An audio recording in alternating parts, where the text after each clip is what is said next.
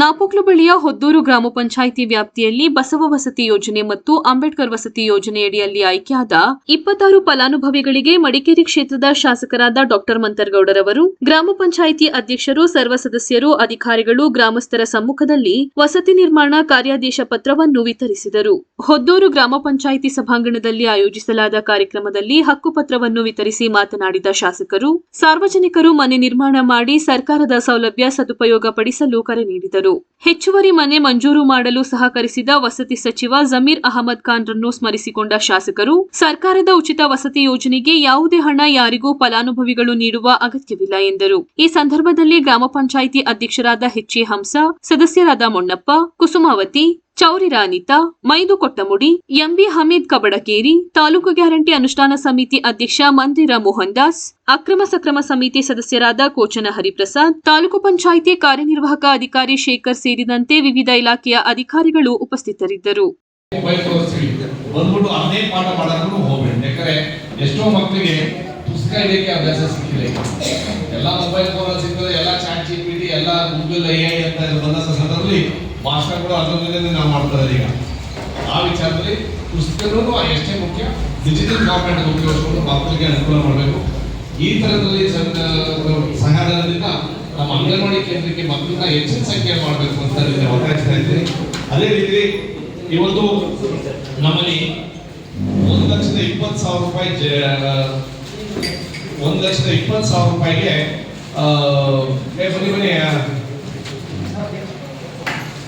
ನಮ್ಮ ಮೂರ್ನಾಡು ಗ್ರಾಮ ಪಂಚಾಯತಿ ಅಧ್ಯಕ್ಷರು ಅವ್ರ ಹತ್ರನು ಇವತ್ತು ನಾನು ಅವರ ಯಾಕೆ ಹೋಗ್ಬೇಕು ಅಂತ ನಾನು ಪ್ಲಾನ್ ಮಾಡ್ಕೊಂಡೆ. ಅಂತಂದ್ರೆ ಈ ಫಾರ್ಮ್ಸ್ ನ ಯಾಕೆ ಡಿಲೇ ಆಗುತ್ತೆ ಅಂತ ನಾನು ಕೇಳಕ್ ಬರ್ತಾ ಇದ್ದೀನಿ.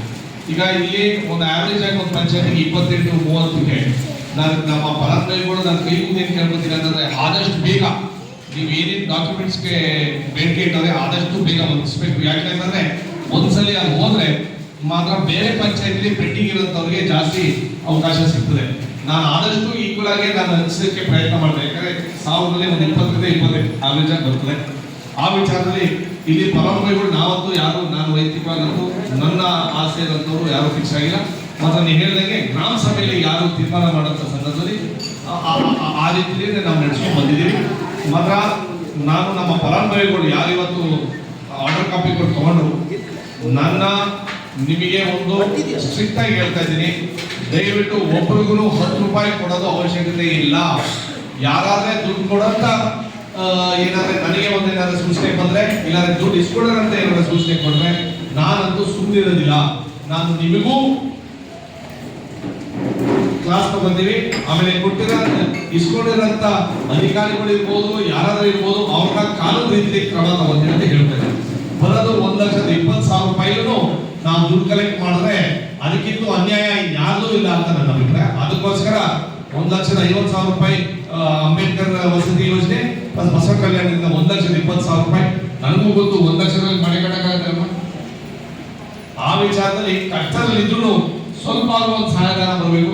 ಆ ಸಹಾಯಧನಕ್ಕೆ ಬಸವ ಕಲ್ಯಾಣ ಯೋಜನೆ ಹಾಗೂ ಅಂಬೇಡ್ಕರ್ ವಸತಿ ಯೋಜನೆ ವತಿಯಲ್ಲಿ ಟೋಟಲ್ ನಮ್ಮ ಮಡಿಕೇರಿ ವಿಧಾನಸಭಾ ಕ್ಷೇತ್ರದಲ್ಲಿ 1000 ಮನೆ ಕೊಟ್ಟರಂತ ನಮ್ಮ ವಸತಿ ಸಚಿವರಾದಂಥ ಜಮೀರ್ ಸಾಹೇಬ್ರವರಿಗೆ ನನಗೆ ಪಂಚಾಯತಿ ವತಿಯಿಂದ ಹಾಗೂ ಫಲಾನುಭವಿ ವತಿಯಿಂದ ನಮ್ಮ ಕ್ಷೇತ್ರದ ಎಲ್ಲ ಫಲಾನುಭವಿ ವತಿಯಿಂದ ಅವ್ರಿಗೆ ಅಭಿನಂದನೆ ತಿಳಿಸಲಿಕ್ಕೆ ಇಷ್ಟಪಡ್ತೀನಿ.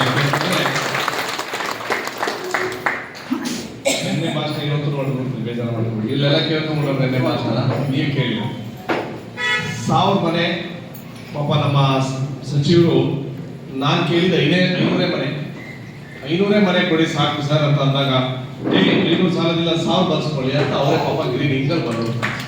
ನಾನು ಏನೋ ಆಗತ್ತೆ ಪ್ರಯತ್ನ ಮಾಡೋಣ ಅಂತ ಮಾತ್ರ ನಮ್ಮ ಖುಷಿಗೆ ಒಂದು ವಾರದಲ್ಲೇ ಆರ್ಡರ್ ಕಾಪಿ ಕೊಟ್ಟರು. ಮಾತ್ರ ಸಮಸ್ಯೆ ಏನು ಮಾಡೋದು ಅಂತಂದ್ರೆ ನಮ್ಮಲ್ಲಿ ಫಲಾನುಭವಿಗಳು ನೀವು ಹೇಳ್ದಂಗೆ ಈ ತರ ಡಾಕ್ಯುಮೆಂಟೇಶನ್ಸ್ ಇರ್ಬೋದು, ಲಿಸ್ಟ್ ಸಿಕ್ಕಿರೋದು ಸ್ವಲ್ಪ ತಡವಾಗಿರ್ಬೋದು.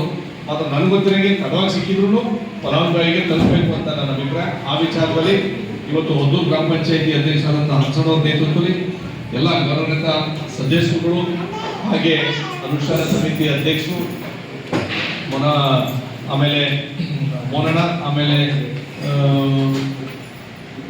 ಅಕ್ರಮ ಸಕ್ರಮ ಸದಸ್ಯರುಗಳಾದಂಥ ರವಿ ಅವರು ಪ್ಲಸ್ ರೂಪಾ ಮೇಡಮ್ ಅವರು, ನಮ್ಮ ಕೆಲವು ಅಧಿಕಾರಿಗಳು ಬಂದಿದ್ದಾರೆ.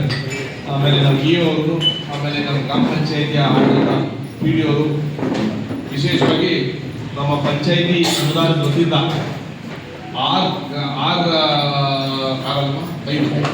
ಐದು ಅಂಗನವಾಡಿ ಕೇಂದ್ರಕ್ಕೆ ಸ್ಮಾರ್ಟ್ ಟಿವಿ ಕೊಟ್ಟಿದ್ದಾರೆ. ಆ ಸ್ಮಾರ್ಟ್ ಟಿವಿಲಿ ಪಾಪ ಮಕ್ಕಳಿಗೆ ಒಂದು ರೀತಿಯಲ್ಲಿ ಕಲೀಲಿಕ್ಕೆ ಒಂದು ಅವಕಾಶ ಕೊಡಿಸ್ಬೇಕು ಅಂತ ನನ್ನ ಅಭಿಪ್ರಾಯ. ಸ್ಮಾರ್ಟ್ ಟಿವಿಲಿ ನೀವೆಲ್ಲರಿಗೆ ಯೂಟ್ಯೂಬ್ ಇರ್ಬೋದು, ಬೇರೆ ಬೇರೆ ರೀತಿಯಲ್ಲಿ